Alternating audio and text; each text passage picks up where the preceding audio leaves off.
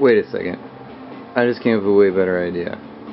I had a little problem down here, and the tire was hitting the inside of the swing arm, and I alleviated that by loosening up the clamp at the end here, and then tightening the axle bolt on the other side, so it moved over the wheel a little bit, and now it spins like perfectly, which was my #1 reason why I thought I had to extend the swing arm.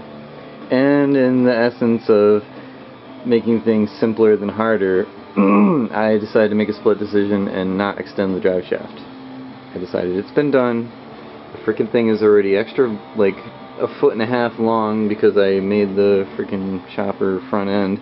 So now I got my shock.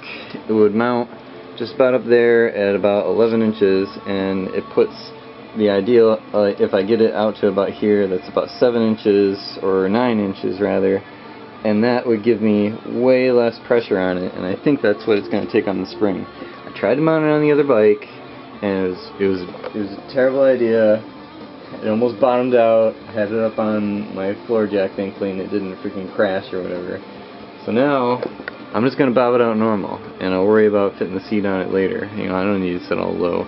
But if I set myself up with a little jig like this,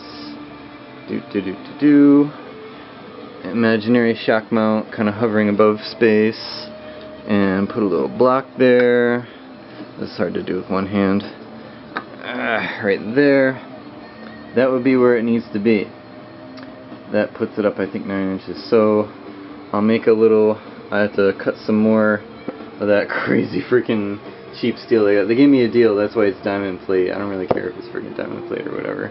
And I'm just going to hope that it's right, and I'm not going to make a bunch of holes and make it adjustable or anything like that. I'm just going to try this and see what the hell happens. And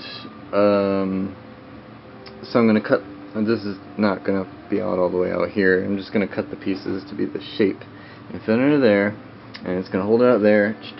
It's a really awesome angle. I still got I think enough room right here where I can put my ass, and it's never really going to go up that high.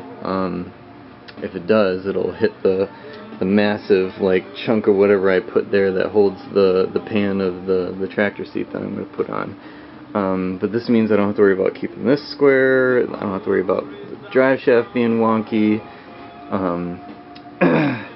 And you know, I'll just make some other pieces that kind of go down at an angle to really make it extra strong, or I'll take a piece of bent pipe and mount it like down to here to make it extra sturdy, because it's really just going to be this is like a funky shape to have that right there take all that force, and it's like pulling it backwards and pushing on it. It would definitely want to snap it off, but I'll brace it like crazy.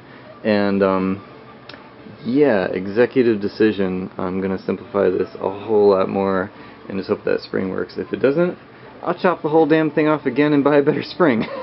Alright, so see you again.